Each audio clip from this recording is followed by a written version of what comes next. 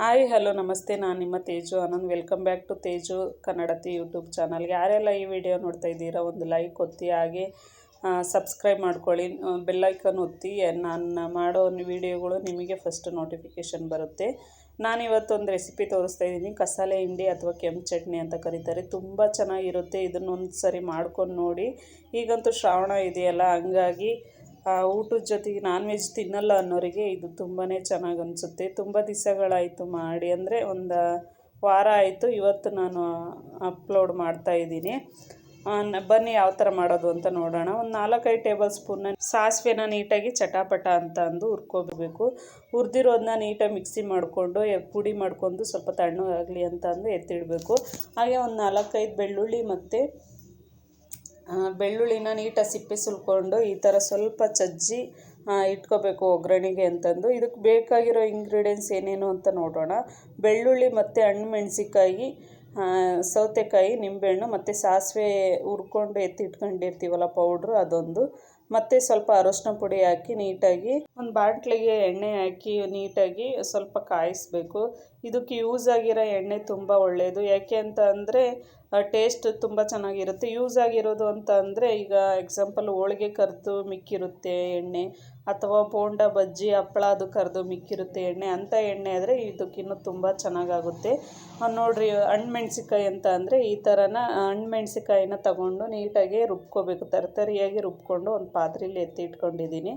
ಆಮೇಲೆ ನಾನು ಒಗ್ಗರಣೆಗೆ ಏನೇನು ಬಳಸಿದೆ ಅಂತ ಅಂದರೆ, ಕಾದಿರೋ ಎಣ್ಣೆಗೆ ಸ್ವಲ್ಪ ಬೆಳ್ಳುಳ್ಳಿ ಸುಲಿದು ಇಟ್ಕೊಂಡಿದ್ನಲ್ಲ ಅದನ್ನು ಹಾಕಿ, ಸ್ವಲ್ಪ ಅರಶಿನ ಪುಡಿ ಹಾಕಿ ಚೆನ್ನಾಗಿ ಅದು ಕಲರ್ ಚೇಂಜ್ ಆಗೋವರೆಗೂ ಸಹ ಫ್ರೈ ಮಾಡಿಕೊಂಡು ಎತ್ತಿ ಇಟ್ಕೊಂಡಿದ್ದೀನಿ. ಹಾಗೆ ರುಬ್ಬಿರೋ ಮೆಣಸಿಕಾಯಿನೂ ಸಹ ನೀಟಾಗಿ ತರಿಯಾಗಿ ರುಬ್ಬಿ ಎತ್ತಿಟ್ಕೊಂಡಿದ್ದೀನಿ. ಇದಕ್ಕೆ ಮತ್ತು ಸಾಸಿವೆ ಪುಡಿನೂ ಸಹ ನಾನು ಮಿಕ್ಸಿ ಮಾಡಿ ಇಟ್ಕೊಂಡಿದ್ದೀನಿ, ಮತ್ತು ಕಲ್ಲುಪ್ಪು.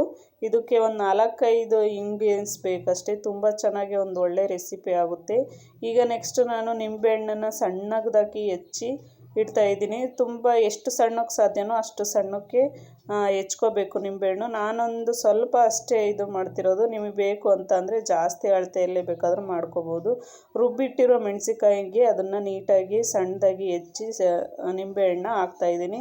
ಸೌತೆಕಾಯಿ ಸ್ವಲ್ಪ ಕಹಿ ಬರುತ್ತಾ ಇಲ್ಲ ಅಂತ ಚೆಕ್ ಮಾಡಿ ಸೌತೆಕಾಯಿನ ಒಂದು ಅಡ್ಡದಾಗಿ ಸೀಳ್ತಾ ಇದ್ದೀನಿ, ಮತ್ತು ಒಂದು ಉದ್ದದಾಗಿ ಹೆಚ್ಚ್ತಾ ಇದ್ದೀನಿ, ಎಲ್ಲ ಥರನೂ ಸಿಗಲಿ ಅಂತ ಅಂದು. ಹಾಗೆ ನಿಂಬೆಹಣ್ಣು ಸ್ವಲ್ಪ ದೊಡ್ಡದಾಗಿ ಹೆಚ್ಚಿದ್ದೀನಿ ಅಂತ ಅನ್ನಿಸ್ತಾ, ಹಂಗಾಗಿ ಹಾಗೆ ಮೆಣಸಿಕಾಯಿ ಸ್ವಲ್ಪ 1-2 ಹಂಗೆ ಇದ್ವು ಮಿಕ್ಸಿಯಲ್ಲಿ ದೊಡ್ಡದಾಗಿ, ಹಂಗಾಗಿ ಅದನ್ನು ತಗೊಂಡು ಕಟ್ ಮಾಡಿ ನೀಟಾಗಿ ಒಂದು ಪಾತ್ರೆಯಲ್ಲಿ ಎಲ್ಲದನ್ನೂ ಸಹ ಮಿಕ್ಸ್ ಮಾಡಿ, ಅದಕ್ಕೆ ಸಾಸಿವೆ ಪುಡಿನೂ ಹಾಕಿ ಮಿಕ್ಸ್ ಮಾಡಿ ಇಡ್ತಾಯಿದ್ದೀನಿ. ಜಾಸ್ತಿ ಹಾಕ್ಕೋಬೇಡಿ, ಸಾಸಿವೆ ಪುಡಿ ಕಹಿ ಆಗುತ್ತೆ. ಹಾಗೆ ಒಗ್ಗರಣೆಗೆ ನಾನು ಈ ಬೆಳ್ಳುಳ್ಳಿನ ನೀಟಾಗಿ ಫ್ರೈ ಮಾಡಿ ಇಟ್ಕೊಂಡಿದ್ನೆಲ್ಲ ಅರಶಿನ ಪುಡಿ ಹಾಕಿ ಅದನ್ನು ಸೇರಿಸಿ ಕಲ್ಲುಪ್ಪು ಹಾಕಿ ಎತ್ತಿಡ್ತಾಯಿದ್ದೀನಿ.